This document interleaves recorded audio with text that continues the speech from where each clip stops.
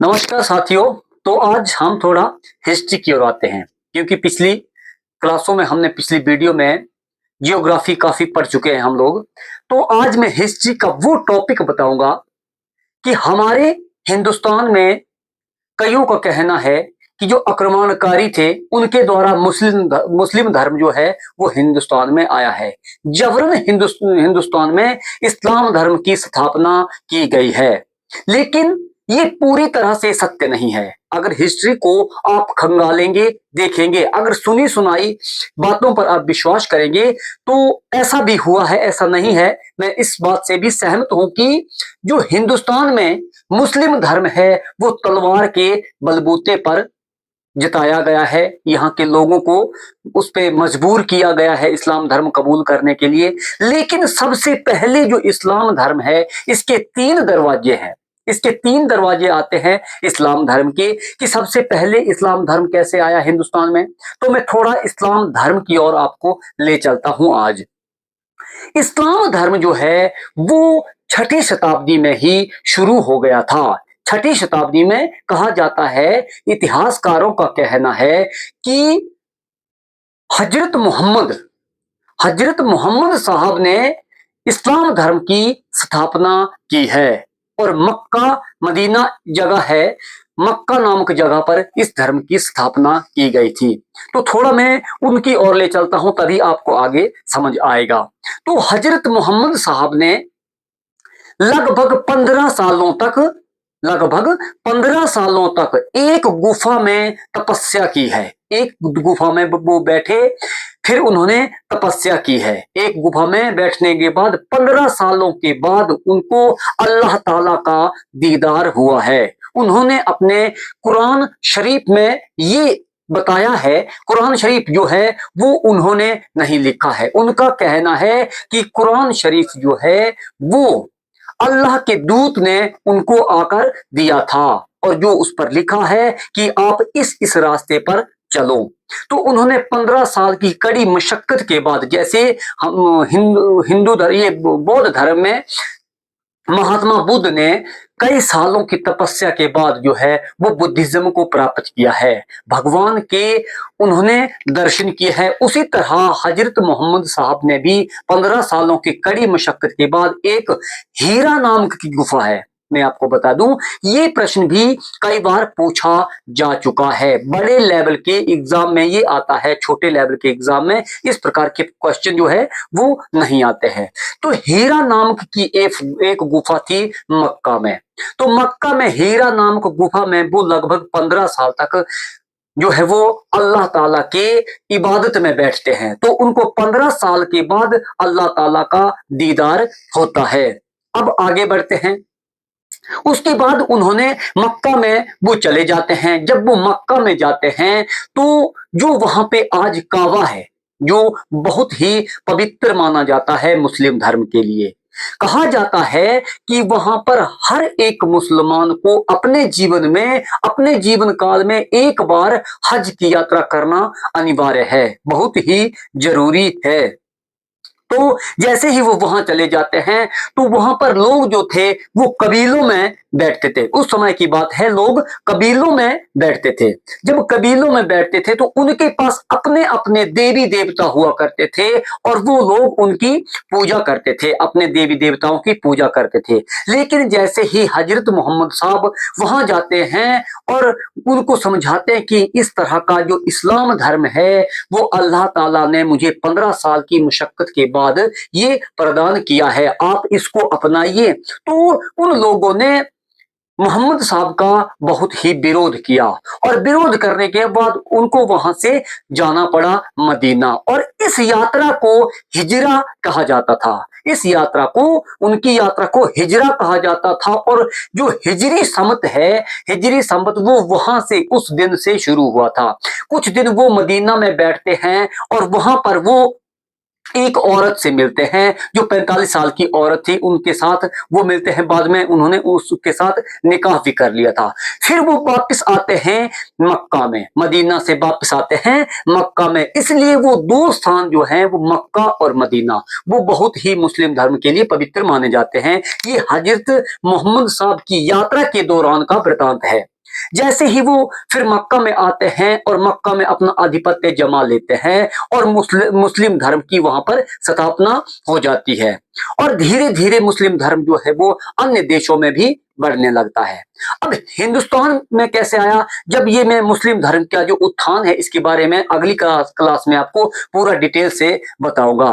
तो फिर उसके बाद जो एक लेखक हुए हैं, एक प्रसिद्ध लेखक हुए हैं एच जी रोनसन लिखते हैं अपनी किताब में ancient medieval history of India. कौन सी पुस्तक है? Ancient medieval history of India में लिखते हैं कि जी जो पहली बार हिंदुस्तान में आए थे, हिंदुस्तान में जो पहली बार अगर मस्जिद का जिक्र किया जाता है तो 629 के आसपास मस्जिद बनी है केरला में। गोल्डन गलूर जगह नामक एक मस्जिद है, वहां पर सबसे पुरानी हिंदुस्तान में, अगर सबसे क्वेश्चन में कभी आता है कि हिंदुस्तान में सबसे पुरानी मस्जिद जो है वो कौन है, तो वो है गोल्डन गलूर। गोल्डन गलूर जो है वो ये केरला में है और ये 629 के आसपास की घटना है। 629 के आसपास ये मस्जिद बनाई गई है और ये चेरा डायनेस्टी के राजा चेरमन पेरुमल ने बनाई है। किसने बनाई है? चेरा डायनेस्टी के, चेरा राजवंश के राजा चेरमन पेरुमल ने बनाई है ये मस्जिद। और इस मस्जिद का निर्माण 629 के आसपास हुआ है। उस समय हजरत मोहम्मद साहब भी इस दुनिया में जिंदा थे, लेकिन 632 में उनका निधन हो जाता है, मोहम्मद हजरत साहब का। फिर जो चेरा डायनेस्टी के राजा थे चेरमन पेरुमल, चेरमन पेरुमल, उस समय जो व्यापार था, भारत जो है वो व्यापारी केंद्र पहले से ही रहा है और अरब देशों के व्यापारी भारत में पहले से ही मसालों को लेकर बहुत ही अट्रैक्ट रहते थे। और जैसे ही व्यापारी मुस्लिम धर्म की स्थापना होती है तो फिर हजरत मोहम्मद साहब के बाद का जो सफर है वो खलीफाओं को दिया गया। वो किसको दिया गया? वो खलीफाओं को दिया गया और उन खलीफाओं को उमैयद खलीफा कहा जाता था। फिर वो बागडोर जो है वो खलीफाओं ने संभाल ली इस्लाम धर्म की प्रचार के लिए। और इस्लाम धर्म के जो प्रचार है, जैसे हिंदू धर्म में साधु संत होते हैं, धर्म गुरु होते हैं, उसी तरह मुस्लिम धर्म में जो धर्म गुरु होते थे उनको सूफी संत कहा जाता था। सूफी संत उनको कहा जाता था। कहा जाता है कि आज भी सूफी संत मक्का की पहाड़ियों में अपना जीवन वहां पे व्यतीत कर दिया है, इसलिए उनको सूफी संत कहा जाता है। आगे इसके बारे में आपको बताऊंगा। लेकिन वह उस समय भी मसालों को लेकर व्यापारी हमारे हिंदुस्तान में आते थे और उन व्यापारियों के साथ जो मुस्लिम धर्म के धर्म गुरु थे, मतलब खलीफा के साथ जो धर्म गुरु हुआ करते थे, वो भी हमारे हिंदुस्तान में सूफी संत आया करते थे अपने धर्म के प्रचार के लिए।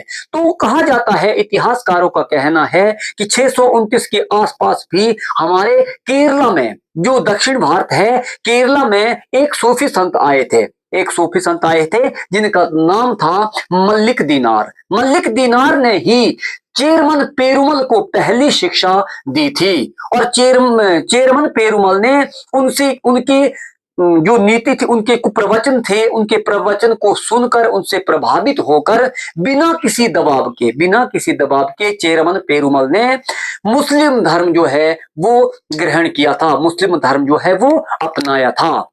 उसके बाद बात करते हैं 661 में। 661 में भी लक्षद्वीप में आ गया था मुस्लिम धर्म। लक्षद्वीप में भी जाने लगे थे व्यापारी। तो उस समय हिंदुस्तान का ये हिस्सा नहीं था, आज हिंदुस्तान का हिस्सा है, लेकिन ये हिंदुस्तान से थोड़ा बाहर था, लेकिन हिंदुस्तान का हिस्सा मान के चलते हैं। तो लक्षद्वीप में भी 661 में इस्लाम धर्म पहुंच गया। उस समय वहां पे जो सूफी संत थे वो आए थे शेख उबैदुल्ला। शेख उबैदुल्ला लक्षद्वीप में आते हैं और मुस्लिम धर्म की वहां पर स्थापना करते हैं, मुस्लिम धर्म का वहां पे प्रचार करते हैं, बिना किसी तलवार के, बिना किसी रोक टोक के, बिना किसी तनाव के। वहां के लोग, कुछ लोग जो है वो मुस्लिम धर्म को अपना लेते हैं और आज भी उनकी कब्र जो है वो अंदरोट, अंदरोट द्वीप है, एक लक्षद्वीप में एक जगह है अंदरोट द्वीप, वहां पर आज भी उनकी कब्र है और सैलानियों के लिए आज भी वो बहुत ही प्रसिद्ध स्थान है और मुस्लिम धर्म के लिए वो ही बहुत प्रसिद्ध माना जाता है। आज भी वहां पर कई टूरिस्ट देखने जाते हैं कि इसकी, इनकी जो कब्र है, शेख उबैदुल्ला की कब्र को देखने जाते हैं। वो संत के रूप में आए थे और उस मुस्लिम धर्म का जो है वो प्रचार वहां पे उन्होंने किया है। फिर आते हैं गुजरात की ओर। तो गुजरात के, कहा जाता है कि गुजरात के दो लोग मुत्सर के दरबार में गए थे, दो लोग मुत्सर के दरबार में गए थे और मुत्सर के वचन सुनकर उन्होंने मुस्लिम धर्म को अपनाया था और गुजरात में भी मुस्लिम धर्म आ गया था। लेकिन ये कहानी गुजरात के लोकल लोकल कहानियों में ये गिनी जाती है, इसलिए इसका कोई ठोस प्रमाण नहीं है, लेकिन जो हमें जानकारी मिली वो आप लोगों को बता दी। उसके बाद जो उमैयद खलीफा थे, उमैयद खलीफा थे, उन्होंने बागडोर संभाल ली मुस्लिम धर्म के प्रचार के लिए। और उसके बाद हमारे हिंदुस्तान में अब दूसरा दरवाजा जो है वो आक्रमणकारियों का आता है। पहले तो संत आए, उन्होंने मुस्लिम धर्म को फैला दिया हमारे हिंदुस्तान में कुछ कुछ स्थानों पर, लेकिन उसके बाद जो है वो 712 ईस्वी में आक्रमणकारी आता है, एक आक्रमणकारी आता है मोहम्मद बिन कासिम। मोहम्मद बिन कासिम 712 ईस्वी में हमारे हिंदुस्तान के सिंध प्रांत पर आक्रमण कर देता है। सिंध प्रांत पर आक्रमण करने के बाद वहां का राजा दाहिर था, नाम उसका दाहिर था, लेकिन ये हिंदू राजवंश का राजा था और उसको हराने के बाद वहां पे मुस्लिम धर्म की स्थापना कर देता है और मुस्लिम धर्म वो फिर वहां से धीरे धीरे और विस्तार से बढ़ने लगता है, क्योंकि कोई आक्रमणकारी आक्रमण करता था तो उसके साथ जितने भी सैनिक होते थे, तो वहां का राजा जो हार जाता था, वहां की औरतें होती थी उनको बंदी बना लिया जाता था। जो सुंदर औरतें होती थी उनके साथ वो सैनिक शादी कर सकते थे, एक या एक से ज्यादा स्त्रियों के साथ भी वो शादी कर सकते थे। इसी तरह वैसे ही हुआ उस समय 712 ईस्वी में मोहम्मद के बिन कासिम के साथ जो अरब देश से सैनिक आए थे, उन सैनिकों ने वहां पर शादियां कर ली और मुस्लिम धर्म का विस्तार होने लगा। कुछ को उन्होंने तलवार के दम पर मार काट के मुस्लिम धर्म जो है वो कबूल करवाया। तो ये जो तलवार के नोक पर कराया गया था, ये सबसे पहले आया था मोहम्मद बिन कासिम 712 ईस्वी में। लेकिन मोहम्मद बिन कासिम ने 4 सालों तक सिंध पर जो है वो शासन किया। सिंध के अलावा भी अन्य क्षेत्रों में उसने शासन किया है। इसकी मैं पूरी डिटेल बताऊंगा कि उनका कैसे ही निधन हुआ, कैसे उसको मृत्यु प्राप्त होती है, उसको दंड देकर मृत्यु। लेकिन इसमें भी 2 शाखाएं हैं। कुछ का कहना है कि उसकी मृत्यु कारागार में हुई थी, लेकिन कुछ का कहना है कि उसको चमड़े में बंद करके ले गया था, उधर ले गए थे अपने अरब देश में, तो इसी बीच दम घुटने से के कारण उनकी मृत्यु हो गई थी। तो खैर इसके आगे मैं दूसरी वीडियो में बताऊंगा। तो उसके बाद 714 ईस्वी में मोहम्मद बिन कासिम की मृत्यु हो जाती है और जो खलीफा थे, खलीफाओं में भी काफी फूट हो गई थी, खलीफाओं में फूट हो जाती है। तो जो करबला की लड़ाई है, जो करबला की लड़ाई है, वो इसी के नाम से फिर आगे प्रसिद्ध होती है। मैं अगली वीडियो में करबला की लड़ाई के बारे में भी आपको पूरी जानकारी दूंगा कि करबला की जो लड़ाई है वो किस प्रकार से हुई है, जिसे करबला की जंग के नाम से जानते हैं। तो उसके बाद आते हैं 11वीं शताब्दी में। जो 11वीं शताब्दी में आया था मोहम्मद गजनबी। मोहम्मद गजनबी ने भारत पर 17 आक्रमण किए थे। वो 1000 से लेकर 1030 ईस्वी तक उसने आक्रमण किए। 1000 से 1027 तक, 27 तक उसने आक्रमण किए और 17 आक्रमण किए। और इसी बीच उसने तलवार के दम पर अपने मुस्लिम धर्म को हिंदुस्तान में काफी हद तक फैलाया। कई मंदिर उसने तोड़वाए और कई मस्जिदों का निर्माण भी उसने करवाया। उसके बीच जो सब बड़े उसका बड़ा आक्रमण माना जाता है वो सोमनाथ के मंदिर का आक्रमण माना जाता है। उस समय भारत को सोने की चिड़िया कहा जाता है। आज की जो जीडीपी है भारत के पास उस समय लगभग 28% जीडीपी जो है वो भारत के पास, अकेले भारत के पास थी। तो सोचो इकोनॉमी के मामले में भी भारत जो है वो कितना आगे हुआ करता था। इसलिए भारत को सोने की चिड़िया कहा जाता है। तो 17 आक्रमण किए और उसने भी भारत में अपने धर्म को फहराया। उसके बाद आता है मोहम्मद गौरी। मोहम्मद गौरी भारत में जो तराइन का युद्ध हुआ था उससे, तराइन फर्स्ट और सेकंड दो युद्ध हुए थे तराइन के, तो तराइन फर्स्ट और सेकंड के युद्ध जो बहुत ही मशहूर हैं। मोहम्मद गौरी ने भी भारत में पृथ्वीराज चौहान को हराने के बाद जो है वो भारत में काफी हद तक इस धर्म को फैलाया और दिल्ली सल्तनत की भी स्थापना फिर यहाँ पर देखने को मिलती है, हो जाती है। और ये इल्तुतमिश को नहीं सॉरी कुतुबुद्दीन ऐबक को अपना वहां पर राजपाट देकर खुद चला जाता है। कईयों का कहना है कि वो अपना राजपाट देकर खुद यहाँ से चला गया था और कईयों का कहना है कि जब जाती वक्त ये पंजाब से होते हुए जा रहा था तो पंजाब के कुछ डाकुओं ने, लुटेरों ने उसे रास्ते में ही मार दिया था। लेकिन खैर जो भी है, अब आगे बढ़ते हैं। तो ये दो कारण जो थे वो मैंने आपको बता दिए। लेकिन तीसरा कारण जो है मुस्लिम धर्म का हिंदुस्तान में, वो सबसे बड़ा कारण है, कई लोग जो है इसको नहीं जानते हैं। उसको कहा जाता था सूफीवाद।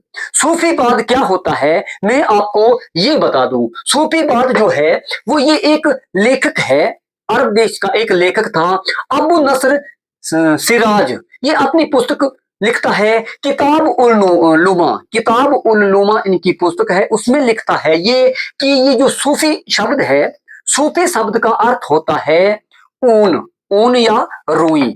ऊन या रुई होता है सूफी शब्द का अर्थ, और इससे ही सूफीवाद का शब्द का शुरुआत होती है। क्योंकि जो सूफी संत होते थे वो ऊनी वस्त्र पहना करते थे, इसलिए उनको सूफी संत इसी के कारण से शायद कहा गया है। तो अपनी किताब उन्होंने लिखा है, अबू नसर रियाज ने लिखा है किताब उल लूमा में, ये इसका जिक्र किया है, सूफी शब्द का जिक्र उन्होंने इस किताब में किया है। तो सूफीवाद जो है ये 13वीं शताब्दी और 14वीं शताब्दी के बीच में काफी जो है वो देखने को मिलता है, क्योंकि दिल्ली सल्तनत के दौरान ये देखने को मिलता है। तो कई बार तो आक्रमणकारियों ने हिंदुस्तान की जो पुरानी चीजें थी उनको नष्ट करने की कोशिश की और कुछ यहां से ले जाते हैं। तो बख्तियार खिलजी ने भी ऐसा किया है, नालंदा विश्वविद्यालय को खत्म कर दिया, जला दिया है नालंदा विश्वविद्यालय को।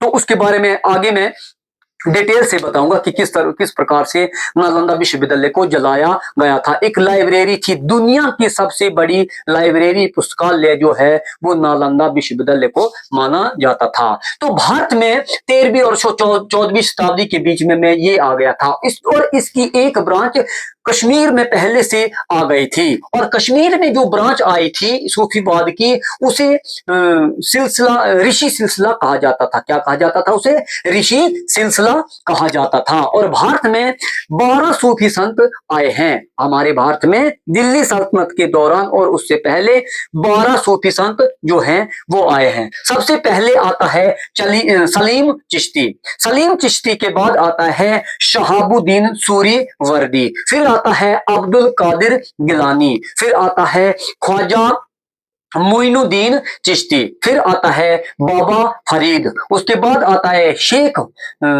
निजामुद्दीन औलिया, उसके बाद आता है गैसूद, फिर आता है नासिरुद्दीन मोहम्मद, फिर आता है शिहाबुद्दीन सूरावर्दी, फिर आता है बख्तियार खाकी के बाद आता है शेख हुसैन। तो ये जो भारत में, हिंदुस्तान में हमारे मुस्लिम धर्म की स्थापना कैसे कैसे हुई है वो मैंने आपको जानकारी दी है। कई लोगों का कहना है कि काट कर और मार कर ही हिंदुस्तान में इस मुस्लिम धर्म को फैलाया गया था, लेकिन ये सत्य नहीं है। अगर आप हिस्ट्री को गौर से पढ़ेंगे तो इन दुविधाओं से दूर हो जाएंगे, क्योंकि हिंदुस्तान में जो जिस तरह से मुस्लिम धर्म आया था वो मैंने आपको डिटेल बताई है। तो दोस्तों, अगर आपने हमारा चैनल सब्सक्राइब नहीं किया है तो आप हमारा चैनल सब्सक्राइब कीजिए और बेल आइकन जरूर दबाना, ताकि हमारी जो जानकारी है वो आप तक हमेशा पहुंचती रहे। तो साथियों, अगली वीडियो में मिलेंगे, तब तक के लिए नमस्कार, जय हिंद।